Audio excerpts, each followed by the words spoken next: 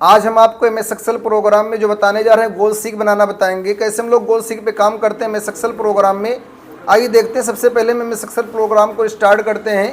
ये हमारा यहाँ दिया गया माइक्रोसॉफ्ट ऑफिस एक्सेल दिखाई दे रहा है डेस्कटॉप पे, आप यहाँ से स्टार्ट कर सकते हैं। और अगर यहाँ ना रहे डेस्कटॉप पे तो हम स्टार्ट पे क्लिक करके सर्च प्रोग्राम्स एंड फाइल्स लिखा है, यहाँ पे लिख देंगे एक्सेल, लिख देते हैं EXCEL एक्सेल करते हैं। और लिखने के बाद यहाँ जैसे इंटर करते हैं एमएस एक्सेल प्रोग्राम हमारा यहाँ पे स्टार्ट हो जाता है। एमएस एक्सेल प्रोग्राम स्टार्ट करने के बाद थोड़ा सा हम एक्सेल का जूम बढ़ा लेते हैं। अब यहाँ बिल्कुल क्लियर दिखाई दे रहा है। उसके बाद सबसे पहला काम ये है कि डाटा मेन्यू में हम आते हैं। डाटा मेन्यू में आने के बाद लिखा है व्हाट इफ एनालिसिस लिखा है। इस व्हाट इफ एनालिसिस पे क्लिक करते हैं। इसके अंदर 3 कमांड मिलते हैं, सिनेरियो मैनेजर मिलेगा, गोल सीक मिलेगा और डाटा टेबल मिलता है। हम जो यूज करने जा रहे हैं पहले यूज करेंगे गोल सीक का यूज करते हैं। कैसे हम लोग गोल सीक पे कार्य करते हैं, उसके बाद सिनेरियो मैनेजर हम बनाना स्टार्ट कर देते हैं। तो ये सबसे पहले हमको एक प्रारूप बनाना रहेगा। नज़दीकी कोई बैंक शाखा का नाम यहाँ पे लिख के हम प्रारूप तैयार करते हैं। हम जो बैंक का नाम देने जा रहे हैं वो बैंक ऑफ बड़ौदा देंगे, BOB का नाम देने जा रहे हैं। तो सबसे पहले लिखते हैं बैंक ऑफ बड़ौदा। अब यहाँ से लिख देते हैं बैंक ऑफ बड़ौदा कर देते हैं। और बैंक ऑफ बड़ौदा जो दिया गया है कहाँ पर है ये शाखा, तो हम यहाँ बता देते हैं रानीगंज करते हैं। रानीगंज करने के बाद अमेठी करते हैं और अमेठी करने के बाद यूपी कर दिया जाता है। ये हमने यूपी यहाँ लिख दिया। यूपी लिखने के बाद अब डाउन एरो दबाते हैं। डाउन एरो दबाने के बाद 2 नंबर रा पे हम आ गए। 2 नंबर रा पे कोई भी कार्य नहीं करना। 3 नंबर रा पे हम आ गए हैं। यहाँ से हमको स्टार्टिंग करना है। लिखेंगे सबसे पहले लिखा जाएगा सीरियल नंबर, तो यस या नो लिख देते हैं। सीरियल नंबर हमारा हो जाता है। और सीरियल नंबर लिखने के बाद यहाँ पे हम आ गए। आने बाद लिखेंगे ACCOUNT अकाउंटेंट। यहाँ से नेम कर देते हैं। और अकाउंटेंट नेम के बाद अगला जो लिखा जाएगा अकाउंट नंबर कर देते हैं। और अकाउंट नंबर लिखने के बाद यहाँ पे हम आ गए हैं। आने बाद लिखा जाएगा, यानी आपका सीरियल नंबर हो गया, अकाउंटेंट नेम खातेदार का नाम होगा और अकाउंट नंबर खाता संख्या हो गया है। उसके बाद ये आपका दिया गया है PRINCIPAL प्रिंसिपल, ठीक है। और प्रिंसिपल के बाद अगला जो आपको दिया गया है यहाँ से लिख देते हैं रेट कर देंगे। रेट के बाद यहाँ पे हम टाइम कर देते हैं। और टाइम करने के बाद अगला जो आपको होगा SIMPLE simple, INTEREST simple interest कर देते हैं। ये हमारा यहाँ पे आ गया है। यानी हमने प्रिंसिपल लिख दिया, रेट कर दिया, टाइम कर दिया, सिंपल इंटरेस्ट साधारण ब्याज का सूत्र भी आपको यहाँ पे लगाना रहेगा। इतना करने के बाद जो भी हमारा यहाँ पर बैंक का नाम दिया गया, इसकी जो सेलें हैं इनको मर्ज करके बिल्कुल सेंटर में करना चाहते हैं। तो इसके लिए यहाँ से लेकर यहाँ तक का हम सिलेक्शन कर लेते हैं। और सिलेक्शन करने के बाद इस सिलेक्टेड एरिया के अंदर राइट बटन दबाते हैं। फॉर्मेट सेल्स कमांड हमारा देगी, इस पर क्लिक करते हैं। उसके बाद ये आपका दिया गया number, alignment, font, border, fill, protection command हमको दिखाई दे रहा है। इसमें हम जो यूज करेंगे अलाइनमेंट का यूज करते हैं। अलाइनमेंट पे क्लिक करते हैं। अलाइनमेंट पे क्लिक करने के बाद यहाँ देखिए लिखा टेक्स्ट अलाइनमेंट, उसके नीचे हॉरिजॉन्टल है। हॉरिजॉन्टल में इस समय जो लगा हुआ है जर्नल लगा है, इस पर क्लिक करते हैं। क्लिक करने के बाद यहाँ पे सेंटर लगा देते हैं। अगला जो हमारा दिया गया वर्टिकल यहाँ लिखा है। वर्टिकल में इस समय जो लगा है बॉटम लगा है, इसको यहाँ पे हटा के हम सेंटर कर देते हैं। सेंटर करने के बाद ये मर्ज सेल्स हमारा लिखा है, इस मर्ज सेल्स पे क्लिक करते हैं। क्लिक करने के बाद यहाँ पे हम ओके कर देते हैं। जैसे ओके करते देखिए जो भी हमारा बैंक ऑफ बड़ौदा लिखा है इसके अंदर जितनी भी रा और कॉलम की लाइनें थी सेलें बिल्कुल पूरा मर्ज हो गया है। उसके बाद 3 नंबर रा पे हम आकर पहला माउस पॉइंटर यहाँ लेते हैं। पहले माउस पॉइंटर से इस पूरे रिकॉर्ड का सिलेक्शन कर लेते हैं। पहले ही माउस पॉइंटर सिलेक्शन करेंगे, दूसरा माउस पॉइंटर नहीं लिया जाएगा। उसके बाद होम मेन्यू में हम आ गए। आने बाद थोड़ा साइज को बड़ा कर देते हैं और यहाँ से बोल्ड कर देंगे, हाईलाइट हो जाता है।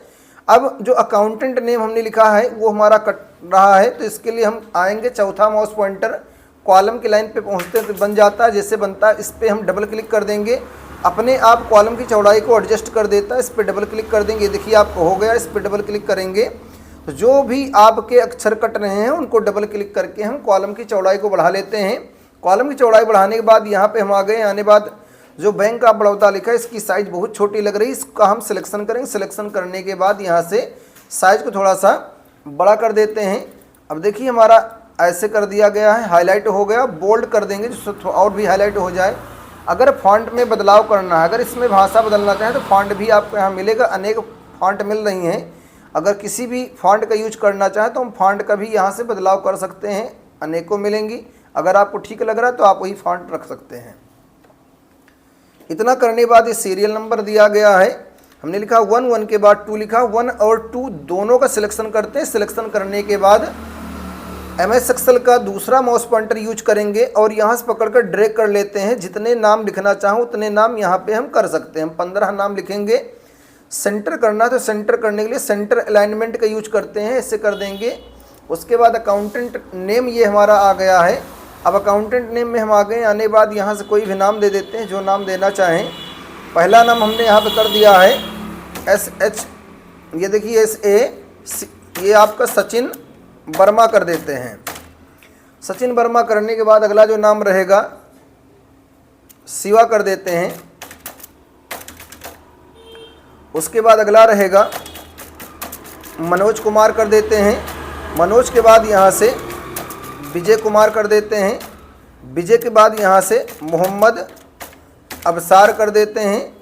और मोहम्मद अबसार नाम देने के बाद यहाँ पे अगला नाम जो लिखा जाएगा ये कर देते हैं भैया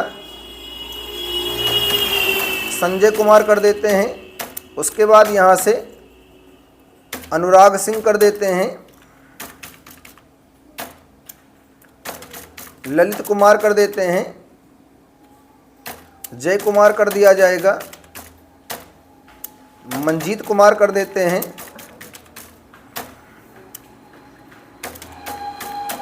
रवि कुमार कर देते हैं।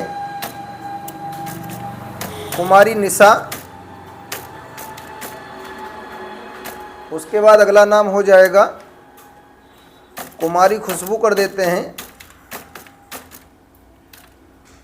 और अगला नाम यहाँ से कर देते हैं कुमारी राधा।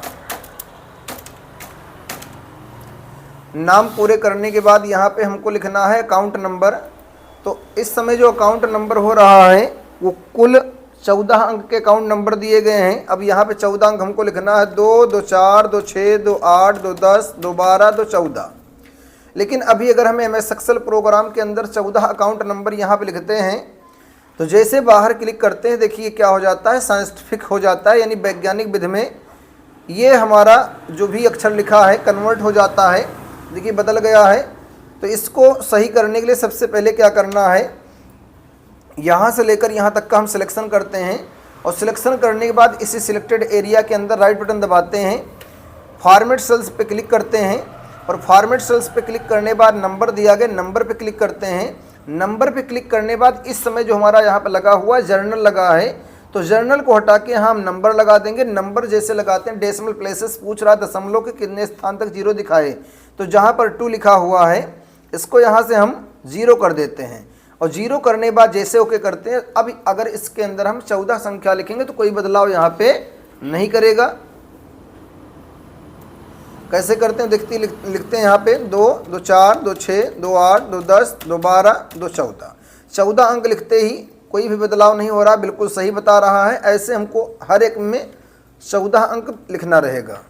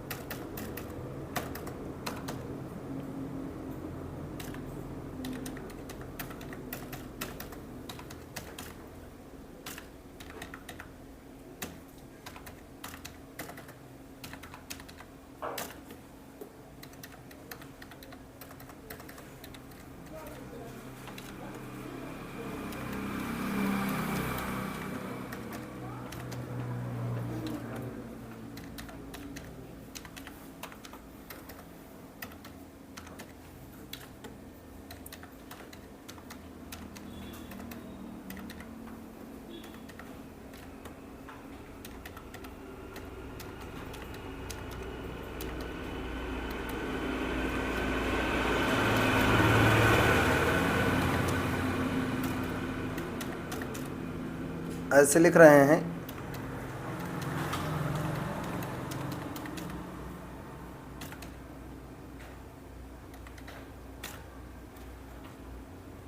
कोई भी संख्या कम ज़्यादा हो जाए उसको मिटा भी सकते हैं।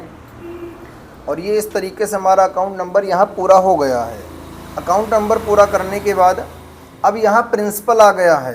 तो जो प्रिंसिपल यहाँ पर दिया गया, इस प्रिंसिपल का मतलब होता है मूलधन, यानी सचिन वर्मा के अकाउंट में कुल कितना पैसा जमा है यहाँ पे बताना रहता है। तो भाई यहाँ पे हम कोई भी राशि भर देते हैं। यहाँ हम आने बाद यहाँ लिख देते हैं इनका 4,000 रुपया कर देते हैं, 8,500 रुपये कर देते हैं, 12,500 रुपये इनका है, 25,000 रुपये विजय कुमार के अकाउंट में है, 45,000 रुपया मोहम्मद अफसार के अकाउंट में दिखाई दे रहा है, 75,000 रुपये यहाँ भर देते हैं। उसके बाद यहाँ पे हमारे 1,00,000 रुपये इनके अकाउंट भर देते हैं। ऐसे जितने भी नाम दिए गए हैं हर अकाउंट के अंदर अमाउंट भर दिया जा रहा है, ऐसे कर देते हैं। ये हो जाता 2,25,000 रुपये कर देते हैं। उसके बाद यहाँ पे हम आ गए हैं, आने बाद 2,75,000 रुपये कर देते हैं, 3,12,000 रुपये कर देते हैं, 3,65,000 रुपये कर देते हैं। तो ये इस तरीके से अमाउंट यहाँ क्लियर हो गया। ये आपका रेट दिखाई दे रहा है। रेट मतलब होता है दर, यानी बैंक जो है वो कितने % ब्याज दे रही है क्लियर करना रहता है। तो अधिक मात्रा में जो भी बैंकें होती हैं वो 4% ब्याज देती हैं। अगर हम प्राइवेट में बैंक में जाते तो 5%, 6%, जैसा आपके अकाउंट में अमाउंट रहता उसी हिसाब से आपका ब्याज लगना स्टार्ट हो जाता है। लेकिन जो नॉर्मली जो ब्याज इस समय चल रहा है वो 4% चलता है। तो हम यहाँ पे हम 4% लगा देते हैं। बाकी जो ही बैंक का इंटरेस्ट रहता है वो आप यहाँ पे कर सकते हैं। हम यहाँ पे लिख देते हैं 4। अब 4 यहाँ पे लिखा गया, परसेंट हम नहीं लगाते हैं, बिना परसेंट के हमारा हो जाता है। तो हर एक में हम 4 भर देते हैं। इतना करने के बाद टाइम दिया गया, टाइम मीन्स होता है समय, यानी जो भी आपने अमाउंट बैंक के अंदर जमा किया है वो कितने दिन बाद आप निकालना चाहते हैं। तो यहाँ पे हम आ गए हैं, आने के बाद यहाँ लिख देते हैं, हमने 1 लिख दिया है, 1 साल, फिर यहाँ से 1 साल, 2 साल, 3 साल, ऐसे जो भी आप यहाँ पे करना चाहें ऐसे हम लिख देते हैं। ये हमारा यहाँ से क्लियर कर दिया गया। सिंपल इंटरेस्ट जो भी आपको दिया गया इस पे फार्मूला लगता है, हमको सूत्र लगाना रहेगा। तो सिंपल इंटरेस्ट का जो फार्मूला होता है यहाँ लिखेंगे, इक्वल करते हैं, इक्वल के बाद यहाँ से ब्रैकेट लगाते हैं और ब्रैकेट लगाने के बाद प्रिंसिपल का पता देना रहेगा। हम यहाँ पे आ गए हैं, यानी प्रिंसिपल मतलब मूलधन पे क्लिक करेंगे, प्रिंसिपल गुणे रेट गुणे टाइम बटे यानी भागे, यहाँ पे 100 कर देंगे। मूलधन गुणे दर गुणे समय और बटे यहाँ पे 100, यानी सिंपल इंटरेस्ट जो साधारण ब्याज का सूत्र होता है, फार्मूला होता है, वही हम यहाँ पे यूज करने जा रहे हो। इतना करने के बाद जैसे ब्रैकेट बंद करके यहाँ पे इंटर करते हैं, देखिए 160 रुपये निकल के हमारा आ जाता है। जैसे मान लीजिए अगर किसी भी खातेदार का खाता किसी भी बैंक में खुला हुआ है और उस बैंक में जो भी आपका अमाउंट है उस पर अगर आपको अपना ब्याज निकालना है तो आप इस तरीके से निकाल सकते हैं कि हमको 1 साल, 2 साल, 3 साल, 4 साल, 5 साल पे कितना ब्याज मिलेगा, आप यहाँ देख सकते हैं। जैसे मान लीजिए सचिन वर्मा का अकाउंट बैंक ऑफ बड़ौदा में दिखाई दे रहा है, इनका अकाउंट नंबर है, 4,000 रुपये मात्र इनके खाते में जमा है। बैंक जो ब्याज दे रही है 4% मात्र दे रही है। ये 1 साल बाद अगर इस पैसे को निकलवाते हैं तो इनको जो ब्याज मिलेगा 160 रुपये मिल जाता है। अगर और लंबे समय का देखना है कि हम और दूर का देखना चाहते हैं, हमको ज़्यादा ब्याज चाहिए, तो आप यहाँ निकाल सकते हैं। सबसे पहले जो भी आपने फार्मूला लगाया इसका सिलेक्शन करते हैं। सिलेक्शन करने के बाद डाटा मेन्यू में हम आएंगे। डाटा मेन्यू में आने के बाद यहाँ से व्हाट इफ एनालिसिस कमांड दिया गया, इस पर क्लिक करते हैं। क्लिक करने के बाद यहाँ लिखा है गोल सीक, इस गोल सीक पे क्लिक करते हैं। जैसे गोल सीक पे क्लिक करते हैं, गोल सीक का यहाँ पे एक बॉक्स आ जाता है, लिखा है सेट सेल, लिखा है टू वैल्यू, लिखा है बाय चेंजिंग सेल लिखा हुआ है। सेट सेल, इस समय जिस सेल पे हमने फार्मूला लगाया हुआ है उसका सिलेक्शन यहाँ पे हो चुका है और इसका पता लिख के आ गया G4। G4 का मतलब होता है G कॉलम है और 4 नंबर की राह है, यहाँ दिखाई दे रहा, तो इसका पता हो गया G4 हो गया। टू वैल्यू मतलब वो जैसे मान लीजिए कि हम यहाँ पर 4,000 रुपये पे 4% ब्याज दर से 1 साल में 160 रुपये अगर पा रहे हैं ब्याज, लेकिन हम चाहते हैं जो हमको ब्याज यहाँ मिले वो हमको मिले 35 रुपये ब्याज चाहिए। तो हम कितने दिन तक इंतज़ार करें कि हमको 4,000 रुपये पे 4% ब्याज दर से 3500 रुपये ब्याज मिले। तो टू वैल्यू के अंदर जो आपको ब्याज चाहिए वो यहाँ पे भर देते हैं। हमने लिखा 3500 रुपये भर दिया है, और 3500 रुपये लिखने के बाद बाई चेंजिंग सेल पूछ रहा किसके अनुसार आप बदलाव करना चाहते हैं। प्रिंसिपल आप अपना अमाउंट बैंक में ज़्यादा जमा करना चाहते हैं, रेट मतलब बैंक अपना ब्याज दर कितना ज़्यादा बढ़ा दे, और या फिर टाइम कितने दिन आप इंतज़ार करना करें। तो अगर इंतज़ार की बात है तो हम यहाँ पे टाइम ही लगाते हैं, क्योंकि इंतज़ार ही कर सकते हैं। हमने टाइम लगा दिया है, और टाइम लगाने बाद जैसे ओके करते हैं ये निकल के आ जाएगा कि हम कितने दिन बाद बैंक में आए कि 4,000 पे 4% ब्याज दर से 35 रुपये ब्याज मिले। हमने यहाँ पे जैसे ओके किया, ये बता रहा 21 साल बाद। अगर हम बैंक में 21 साल बाद आते हैं तो 4,000 रुपये पे 4% ब्याज दर से हमको जो ब्याज मिलेगा वो 35 रुपये मिल जाता है। ये तो हो गया हमारा टाइम से, हम इंतज़ार कर रहे हैं। लेकिन अगर हम चाहते हैं कि हमको यही 35 रुपये ब्याज मिले, तो बैंक कितना ज़्यादा अमाउंट यानी ब्याज दर बढ़ा दे कि हमको एक साल में 35 रुपये ब्याज मिले। अगर आपको रेट्स देखना है तो फिर हम यहीं पे आएंगे, व्हाट इफ एनालिसिस पे क्लिक करते हैं, गोल सीक पे क्लिक करते हैं, और गोल सीक पे क्लिक करने के बाद यहाँ पे क्लिक करते हैं हमको ब्याज चाहिए 3500 रुपये। तो बैंक कितना ब्याज बढ़ा दे। अब यहाँ पे रेट पे हम आ गए, रेट पे आने बाद यहाँ क्लिक करते हैं। अगर कोई बैंक 87.5 87.5% अगर ब्याज दे रही है तो एक साल में 4,000 रुपये पे 35 रुपये ब्याज हमको मिल सकता है। लेकिन अगर हम मूलधन के हिसाब से देखना चाहें तो मूलधन से भी हम देख सकते हैं। इस पर क्लिक करेंगे, गोल सीक पे क्लिक करते हैं, और गोल सीक पे क्लिक करने बाद टू वैल्यू पे हम आ गए हैं। हमको ब्याज चाहिए वही 3500 रुपये। अब ना हम इंतज़ार करेंगे ना बैंक अपना ब्याज बढ़ाए, हम अपना अमाउंट बढ़ाना चाहते हैं।